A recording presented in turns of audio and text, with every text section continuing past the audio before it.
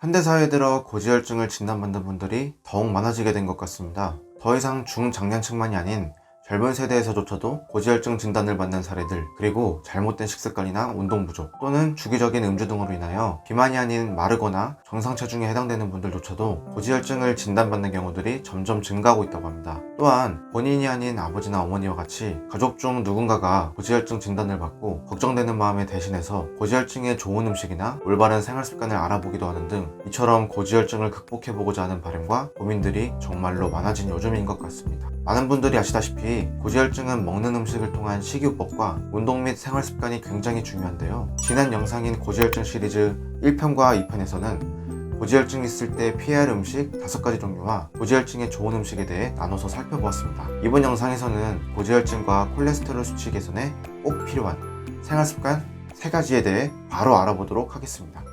고지혈증을 없애주는 생활 습관 첫 번째로 스트레스 멀리하기입니다. 고지혈증 관련 유명 도서인 약에 의존하지 않고 콜레스테롤, 중성지방을 낮추는 방법의 저자에 따르면 몸이나 뇌가 많은 스트레스를 받으면 몸을 지키기 위해 항스트레스 호르몬인 코르티솔을 만들게 되면서 그 결과 이러한 코르티솔을 만드는 데 필요한 원료인 콜레스테롤이 증가하게 된다고 합니다. 스트레스로 인해 코르티솔이 에너지를 소비할 때 산소가 필요하게 되고 산화가 일어나는데 이 과정에서 발생하는 활성산소가 세포에 손상을 입히고 이것이 바로 우리가 익히 들어온 산화 스트레스라고 합니다. 저자는 우리가 스트레스를 받을 때 가령 병원에서 고지혈증 확진을 받았을 때 이러한 상황을 부정적으로 받아들이며 걱정을 하기 시작하면 교감신경이 우위가 되어 혈류에 문제가 생길 수 있고 부신피질 호르몬에서 항스트레스 호르몬인 코르티솔을 만들어 결과적으로 코르티솔의 원료인 콜레스테롤의 증가를 유발한다고 합니다. 반면 건강 강좌를 들으며 해결 방법을 찾기 위해 도전하는 마음으로 똑같은 상황에 임한다면 베타엔돌핀과 같이 오히려 면역력을 끌어올리거나 노화를 방지하는 물질이 몸에서 분비된다고 합니다. 이렇듯 같은 사안이라도 받아들이는 관점에 따라 착한 스트레스로도 나쁜 스트레스로도 작용할 수 있습니다.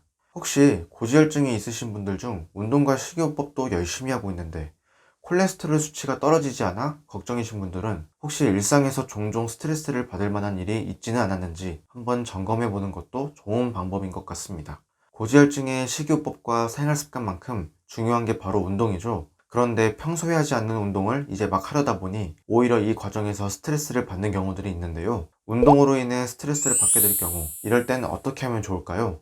많은 분들이 아시다시피 운동은 고지혈증 극복을 위해서 우리가 마땅히 꼭 해야 할 필요한 자발적인 노력 중 하나입니다. 하지만 평소에 운동을 하지 않던 분이 갑자기 운동을 하려면 이 과정에서 예상치 못한 스트레스가 발생할 수 있습니다. 약사이자 건강운동 지도사인 약에 의존하지 않고 콜레스테롤 중성지방을 낮추는 방법의 저자에 따르면 운동 부족은 무리해서 해소하지 않는 것이 중요하다고 합니다. 병의 진행 단계나 증상이 사람마다 다르기에 하루 1만 보 걷기와 같은 숫자에 집착하기보다는 생활 곳곳에서부터 몸을 움직이는 것으로 시작하라고 합니다. 일부러 운동 시간을 내지 못하는 상황이더라도 걸레를 짜며 팔 운동을 하고 창문 닫기를 하며 전신 운동, 그리고 눈치우기나 텃밭 가꾸기 등을 통해 일상의 동작에 약간씩 변화를 주는 것에서부터도 좋은 효과를 기대할 수 있다고 합니다. 콜레스테롤 수치를 낮추는 생활 습관 두 번째는 정해놓은 식사 시간 준수하기입니다. 또 하나의 고지혈증 관련 유명 도서인 콜레스테롤 낮추는 밥상의 저자에 따르면 우리가 공복 시에 폭식을 하면 혈당 수치가 급격히 오르게 되고 혈당을 낮추기 위해 우리 몸속에선 인슐린이 한 번에 다량의 분비가 이루어지게 된다고 합니다. 그렇게 되면 혈액 속의 당이 한꺼번에 세포로 흡수되어 세포가 비대해지고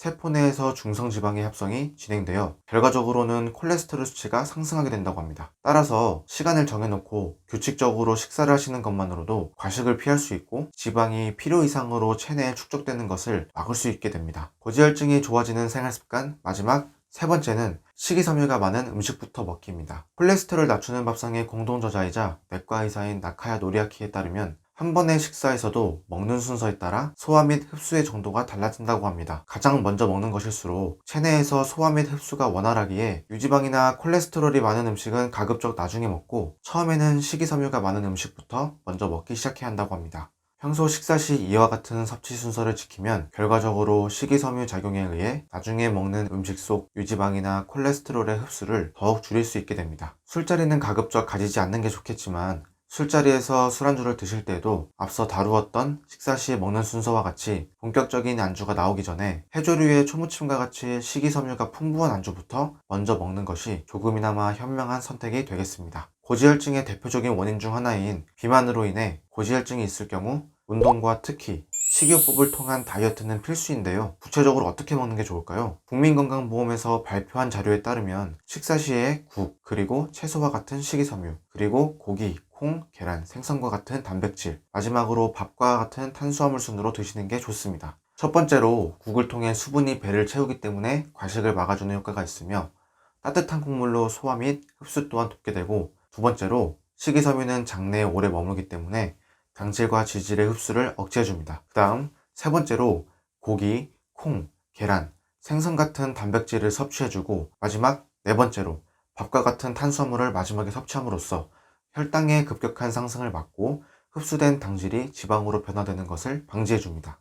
이처럼 국, 채소, 고기, 밥과 같은 순서로 식사를 하신다면 식사 시 위에 부담은 줄여주면서 다이어트에 도움이 되는 식사를 하실 수 있습니다. 물론 여기에 질 좋은 식단까지 함께 곁들여진다면 더욱 빠른 시간 내에 고지혈증과 콜레스테롤 수치로부터 자유로워지실 거라 생각합니다. 지난 고지혈증 시리즈 영상 1편과 2편에서 다룬 고지혈증의 나쁜 음식과 좋은 음식에 이어 이번 영상에서는 약 없이 콜레스테롤 낮추는 법 3편으로 고지혈증과 콜레스테롤 수치 개선에 꼭 필요한 생활습관 3가지에 대해 알아보았습니다. 고지혈증으로부터 자유로워지는 그날을 위해 나도 모르는 일상 속 스트레스 요인은 없는지, 그리고 내가 가진 식습관은 어떠한지 이번 기회를 통해 한번 점검해 보시는 건 어떨까요?